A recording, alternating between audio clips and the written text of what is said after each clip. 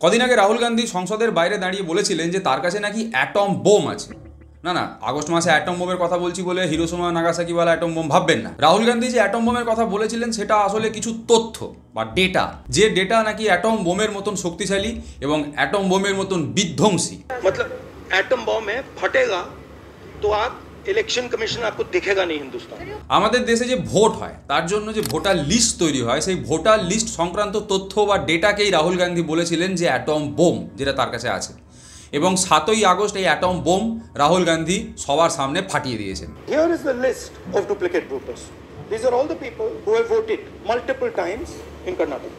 Next, fake addresses. House number 0. You're laughing? There are thousands and thousands of these people. No address. House number 0. House number 0. Father's name ILSDHFHUG. पूरा system उड़ा दिया है।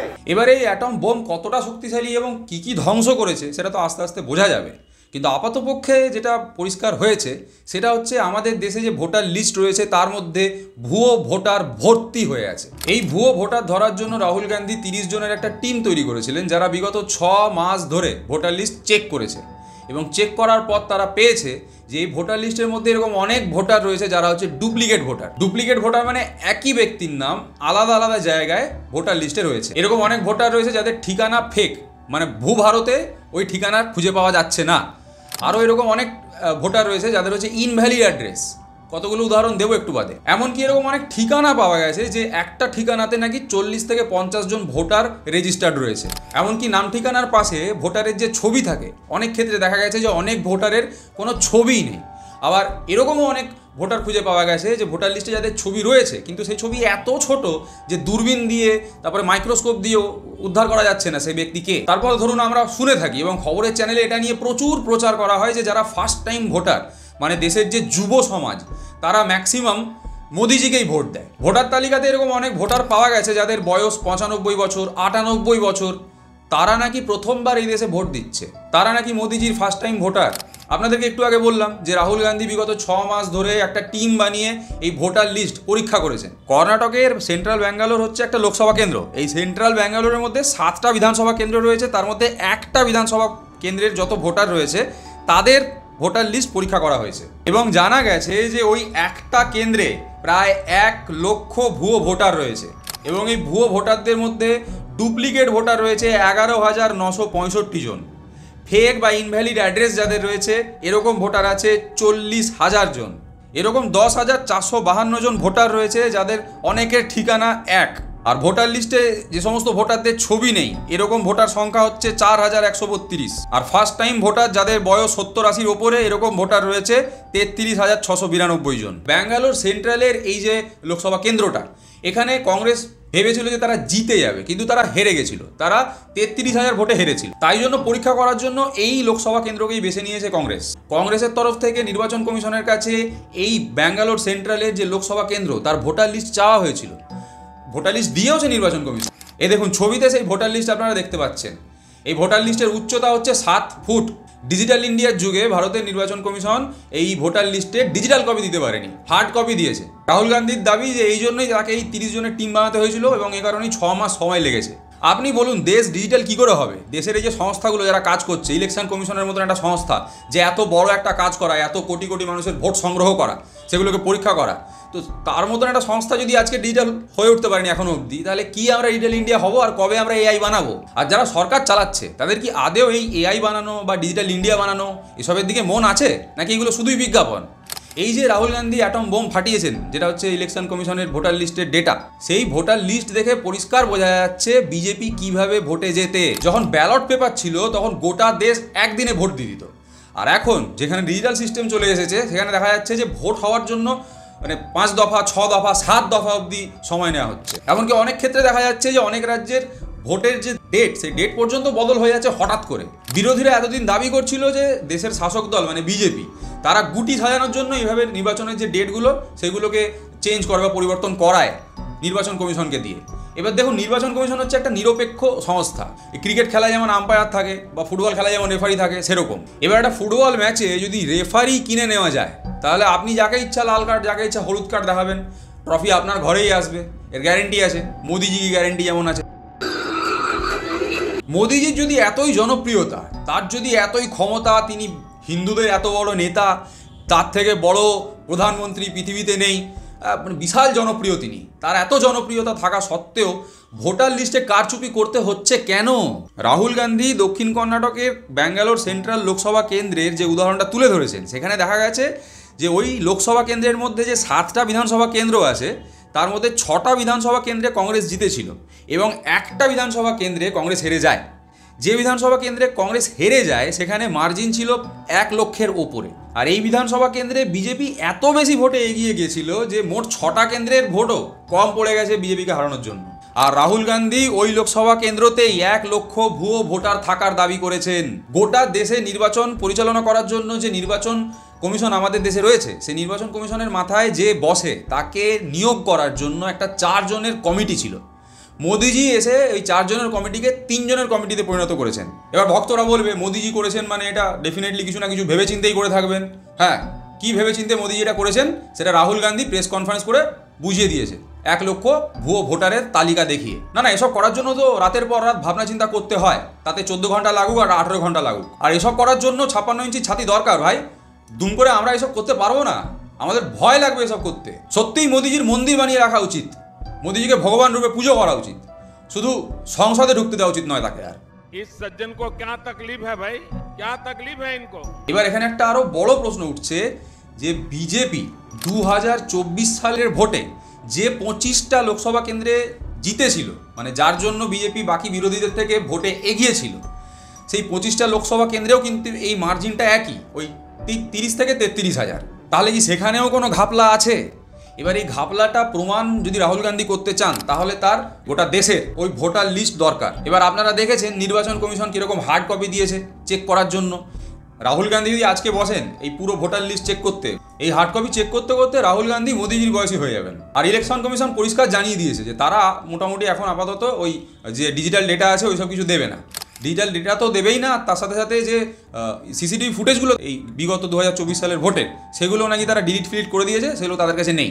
উল্টে Rahul Gandhi press conference করে এই তথ্য সামনে এনেছেন বলে নির্বাচন কমিশন রাহুল গান্ধীকে বলেছে যে আপনি লিখিত জমা দিন এটা আমাদের কাছে। ইলেকশন কমিশন কিন্তু একবারও বলেনি যে এটা সেন্ট্রাল ব্যাঙ্গালোর লোকসভা কেন্দ্রের ভোটার লিস্ট নয়। কি করে বলবে? এই ভোটার লিস্ট তো ইলেকশন কমিশন নিজেই কংগ্রেসকে দিয়েছিল।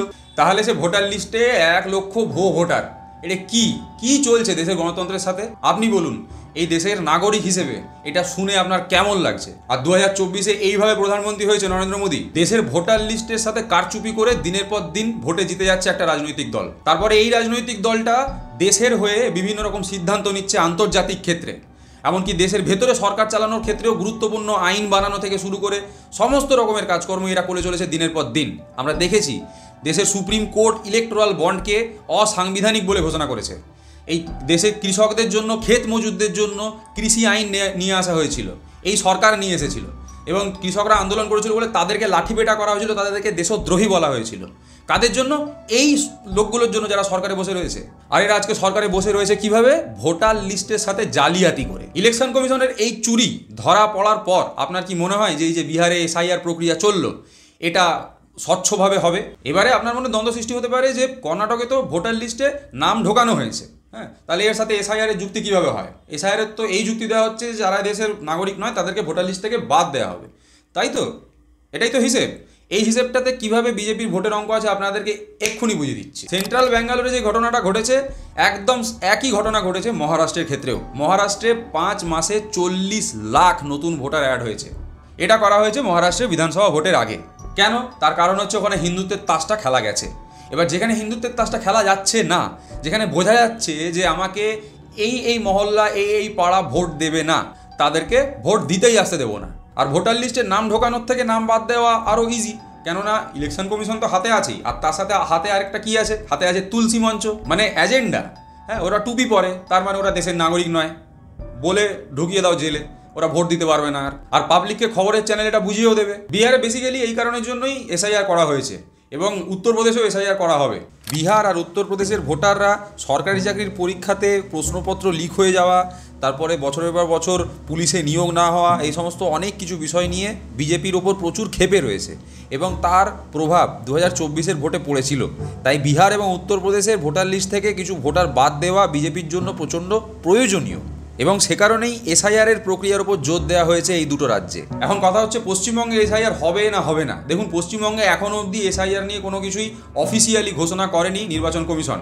আমার মতে এই এসআইআর বাদ দিয়ে নির্বাচন কমিশনের আগে ওই যে সাউথ কর্ণাটকের যে ব্যাঙ্গালোর সেন্ট্রালের লোকসভা কেন্দ্র তার ভোটার লিস্টে নিয়ে রাহুল গান্ধীর সাথে আলোচনায় বসা উচিত। আমাদের দেশের মুখ্য নির্বাচক যিনি চিফ ইলেকশন কমিশনার, তিনি বিক্রি হয়ে গেছেন, পরিষ্কার বোঝা যাচ্ছে বিক্রি হয়ে গেছেন। না হলে এরকমভাবে 1 লাখ 1.5 লাখ এক্সট্রা ভোটার ঢুকে যাচ্ছে ভোটার লিস্টে, ঢোকানো হচ্ছে জোর করে করে। কী চলছে এসব? তাহলে এগুলো নিয়ে তদন্ত করবে না কোনো সংস্থা? ইডি কোথায় গেল? আর যারা কথায় কথায় রাস্তাঘাটে রোহিঙ্গা বাংলাদেশি ধরে, তাদের আগে উত্তর দেওয়া উচিত যে গুরকেত সিংয়ের 4টে আলাদা আলাদা জায়গায় ভোটার লিস্টে নাম উঠল কীভাবে। আদিত্য শ্রীবাস্তব কর্ণাটকে 2বার আলাদা আলাদা 2টো কেন্দ্রে ভোট দিয়েছে, তারপর সে উত্তরপ্রদেশেও ভোট দিয়েছে, মহারাষ্ট্রেও ভোট দিয়েছে। এটা কিভাবে সম্ভব হলো? এটা কি মোদি ম্যাজিক? তারপরে উমেশ ভি, তার বাবার নাম HHGASJFDFA কেন? তার হাউস নাম্বারই বা 0 কেন? আর এইরকম একটা ছোট ঘরের মধ্যে 80 জন বা 46 জন কি করে থাকতে পারে? সেন্ট্রাল ব্যাঙ্গালোরের মহাদেবপুরা বিধানসভা কেন্দ্রের এই একটা ঠিকানাতে 80 জন ভোটারের নাম রেজিস্টার করা আছে। প্রধানমন্ত্রী আবাস যোজনার কথা আমরা সবাই জানি, কিন্তু এটা কি ফেক ভোটার আবাস যোজনা চলছে? এতদিন ধরে 0 বলে শুধুমাত্র সিপিএমকে খচানো হতো। আমার মতে এবার থেকে 0 বলে বিজেপিকেও খচানো শুরু করা উচিত। তার কারণ বিজেপির ভোটারের ঠিকানার সংখ্যা 0। Thousands and thousands of these people. No address, house number 0. House number 0. House number 0. 0. Hypocrisy की भी सीमा होती है। এবার আপনি প্রশ্ন করবেন যে আমি এত নিশ্চিত হচ্ছি কি করে যে এই ভোটগুলো বিজেপির কাছেই গেছে? দেখুন, আমি নিশ্চিত হচ্ছি না, এ বিষয়ে নিশ্চিত রাহুল গান্ধী। पूरे देश को पता लग जाएगा कि इलेक्शन कमीशन वोटर चोरी करा रहा है। किसके लिए करा रहा है? किसके लिए करा रहा है? बीजेपी के लिए करा रहा है। ओपन एंड शट है, नो क्वेश्चन। जो हमें मिला है वो एटम बॉम्ब है।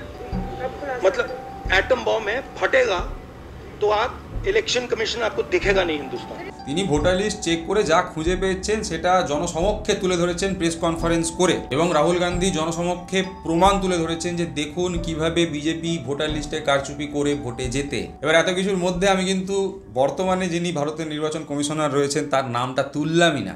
আমি জানি নাম তুলে কোনো লাভ হবে না, কেননা আমি জানি যে এতে আপনার কিচ্ছু যায় আসে না। আপনি মোবাইলে অন্য একটা রিল দেখবেন, দিয়ে ব্যাপারটা ভুলে যাবেন। তারপর যখন হঠাৎ করে দেখবেন যে আপনার নামটা ভোটার লিস্ট থেকে বাদ চলে গেছে, তখন আমাকে এই কমেন্ট বক্সে আসবেন কমেন্ট করতে, তা না হলে মেসেজ করে জানাবেন এটা নিয়ে কিছু বলতে। তখন আমি ভিডিও বানিয়ে দেবো সেটা নিয়ে, চাপ নেই। কিন্তু কথাটা হচ্ছে সেটা হওয়ার আগেই মানুষকে অবগত করুন, মানুষকে জানান যে দেশের ভোটার লিস্টের সাথে কীভাবে কারচুপি করা হচ্ছে। শুধুমাত্র একটা বিধানসভা কেন্দ্রে 1 লক্ষের ওপর ভুয়ো ভোটার পাওয়া গেছে। তাহলে ভাবুন একবার গোটা দেশে এই সংখ্যাটা কত হবে। রোহিঙ্গা বাংলাদেশি খোঁজার থেকে এদেরকে খোঁজা বেশি প্রয়োজন, এবং কী করে এরা ভোটার লিস্টে ঢুকলো, কারা ঢোকালো, কেন ঢোকালো, এগুলো জনসমক্ষে আসা আরও জরুরি। কেননা আমরা জানি এদেশে গরিব মানুষের একটাই অধিকার রয়েছে, সেটা হচ্ছে ভোটের অধিকার। সেই অধিকারটাও যদি কেড়ে নেওয়া হয় তার কাছ থেকে, তাহলে আর কিসের গণতন্ত্র? তার জন্যই বোধহয় রাহুল গান্ধী বোঝানোর চেষ্টা করেছেন আমাদেরকে যে গণতন্ত্র ধ্বংস হয়ে গেছে, এবার এই গণতন্ত্রকে আবার পুনর্নির্মাণ করতে হবে বা বাঁচাতে হবে। রাহুল গান্ধী কেন এই সমস্ত প্রেস কনফারেন্স করছেন, কেন সব কিছু জনসমক্ষে নিয়ে আসছেন? হেরে গেছেন বলে। আপনি বলতেই পারেন যে হেরে গেছে বলে এসব করছে, তো কেন বলবে না ভাই হেরে গেলেও? আপনি যদি একটা খেলায় হেরে যান এবং তারপরে জানতে পারেন যে ম্যাচের রেফারি বিক্রি হয়ে গেছিল, তাহলে কি আপনি সেটার বিরুদ্ধে অভিযোগ জানাবেন না? তা রাহুল গান্ধী তো সেটাই করছে। তাকে অনেকবার লাল কার্ড দেখানো হয়েছে, হলুদ কার্ড দেখানো হয়েছে, সে বহুবার ম্যাচে হেরে গেছে। রাহুল গান্ধী খেলতে জানেন না এমনটা তো নয়। যদি তিনি খেলতে না জানতেন তাহলে আপনি রাহুল গান্ধীকে চিনতেন না। রাহুল গান্ধীর দাবি যে এই তথ্য সামনে নিয়ে এসে তিনি একটা অ্যাটম বোম ফাটিয়েছেন। এই বিষয়টা নিয়ে আপনার কি মত অবশ্যই লিখে জানান ভিডিওর কমেন্ট বক্সে। আমাদের এই তথ্যের মধ্যে কোনো জল মেশানো নেই, বিশ্বাস করতে পারেন এবং এটা ফরওয়ার্ড করতে পারেন অন্য কাউকে। এই ভিডিওটা যদি ভালো লেগে থাকে তাহলে অবশ্যই লাইক করুন এবং সাবস্ক্রাইব করুন চুপ অ্যান্ড ডুয়ের ইউটিউব চ্যানেলকে। নমস্কার।